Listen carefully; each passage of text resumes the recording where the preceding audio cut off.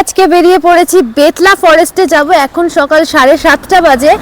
Just বাড়িতে মানে গুগলে দেখাচ্ছে 2 ঘন্টা লাগবে বেতলা ফরেস্ট যেতে। তো যাওয়ার ওখানে 2-3টে ফলস পড়বে অন দ্য গো। তো প্রথমেই পড়বে লোথ ফলস। তো স্টার্ট করছি লোথ ফলস দিয়ে। তারপরে সেটা হচ্ছে বেতলা জঙ্গল সাফারি। তো আগে ওইটা করার আমাদের খুব ইচ্ছা। তো দেখছি যে কটা ফলস আমরা পারবো অবশ্যই কভার করার চেষ্টা করব। ফার্স্টে লোথ ফলসটা যাচ্ছি, লোথ ফলসটা করে তারপর আমরা বেতলার উদ্দেশ্যে আবার রওনা হব। রাস্তার ফলসগুলো অবশ্যই চেষ্টা করব তোমাদের জন্য কভার করার। তো চলো দেখা হচ্ছে। বেতলা ফরেস্ট যাওয়ার রাস্তায় আমরা এই ছোট্ট দোকানটায় দাঁড়িয়ে পড়েছিলাম ব্রেকফাস্টের জন্য। ব্রেকফাস্টের যে প্রচুর অপশান ছিল এখানে তা কিন্তু নয়। লিমিটেড অপশানগুলোর মধ্যে ছিল momo, bread omelette, otherwise Puri সবজি। আমরা আমাদের পছন্দ মতন ব্রেড অমলেট অর্ডার করে ফেলেছিলাম। সব থেকে ভালো লেগেছিল এখানে খাবার সার্ভ করা হচ্ছিল গাছের পাতায়, যেটা সত্যি এনভায়রনমেন্ট ফ্রেন্ডলি। আমি কিন্তু কলকাতায় এই অপশানটা কখনো দেখিনি। যাই হোক, খাবারের কোয়ালিটি আর কোয়ান্টিটি দাম অনুযায়ী কিন্তু খুবই ভালো ছিল। এখানে কিন্তু মিষ্টিও বিক্রি হয় এই রকম পাতা দিয়ে তৈরি বাটিতে। রাস্তায় বেতলা ফরেস্টের আগে পড়বে লোথ ফলস।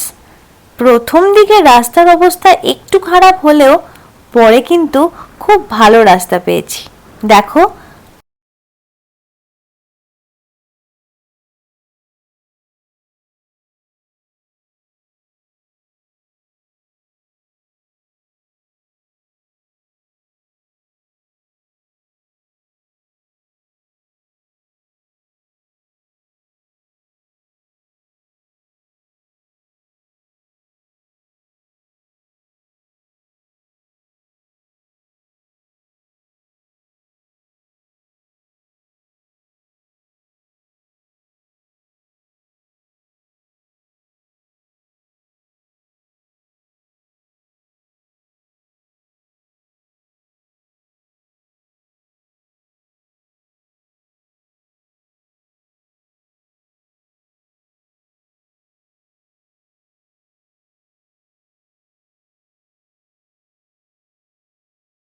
লোথ ফলসে উঠতে গেলে 200টা সিঁড়ি পেরিয়ে যেতে হবে।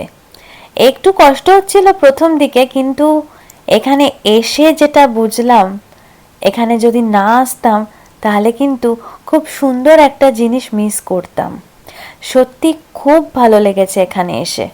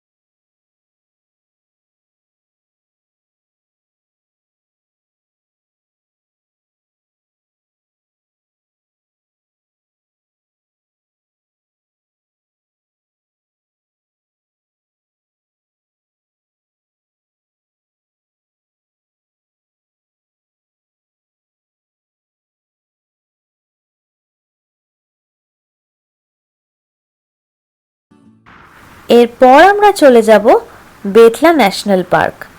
বেতলা ন্যাশনাল পার্কের ডিস্টেন্স লোথ ফলসের থেকে 94 কিলোমিটার। আমাদের টোটাল টাইম লেগেছে 2 ঘন্টা 15 মিনিট মতো।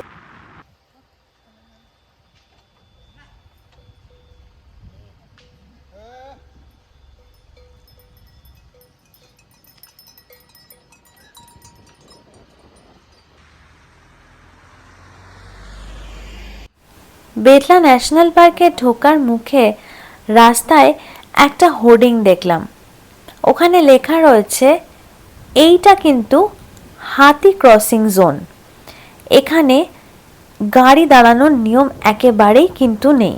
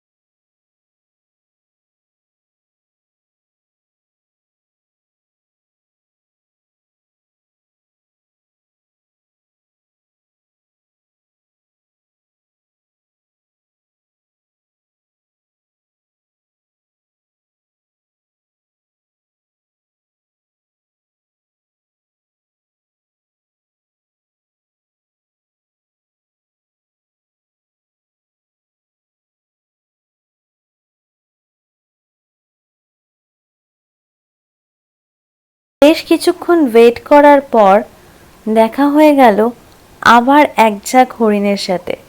সত্যি খুব ভালো লাগলো। এবারও যাতে ওরা পালিয়ে না যায় তার জন্য আমরা গাড়ি স্টার্ট বন্ধ করে বসে রইলাম গাড়ির মধ্যে, দেখার জন্য ওরা কি করে। তবে আমাদেরকে লক্ষ্য করার পরে ওরা কিন্তু যথারীতি আবারও পালালো।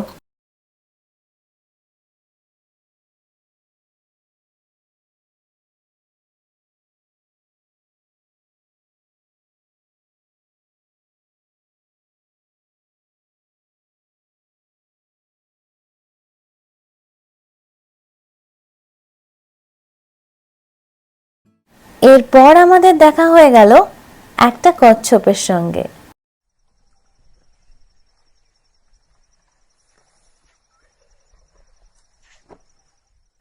আমাদের সঙ্গে ছিল ফরেস্টেরই একজন গাইড দাদা। ওর কাছ থেকে জানতে পারলাম কচ্ছপটা নাকি অনেকক্ষণ ধরে ঘুরে বেড়াচ্ছিল জলের জন্য, আর যদি খুব তাড়াতাড়ি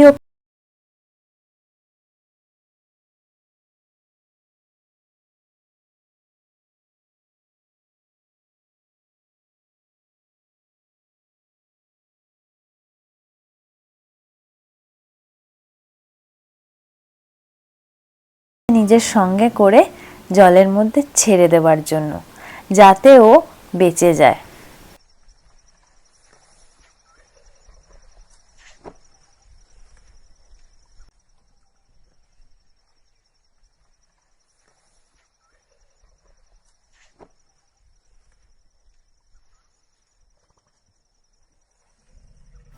বেতলা ফরেস্টের জঙ্গল সাফারির এক্সপিরিয়েন্স কিন্তু খুব একটা খারাপ ছিল না আমাদের। এরপর দেখতে পেয়ে গেলাম হাতি। ক্যামেরা থেকে দূরে মনে হলেও হাতির সাথে আমাদের গাড়ির ডিস্টেন্স কিন্তু ছিল ম্যাক্সিমাম 70 to 80 মিটার্স মতো। তাই আমাদের গাইড দাদা ওখানে বেশিক্ষণ দাঁড়াতে বারণ করলো। এই সব কিছু মিলিয়ে বেতলা ফরেস্টের জঙ্গল সাফারির এই এক্সপিরিয়েন্স কিন্তু সারা জীবন আমার মনে ধরে থাকবে। এরপর আমাদের সাথে একটা মজার ঘটনা ঘটেছে। ওখানকার ফরেস্ট ডিপার্টমেন্টের বেশ কিছু পোষ্য হাতিদের সাথে দেখা হয়েছে। ওদের পারমিশন নিয়ে অনেক ছবি তুলেছি ওদের সাথে, খুব ভালো লেগেছে। জঙ্গল সাফারি হতে সন্ধে হয়ে গেছিল।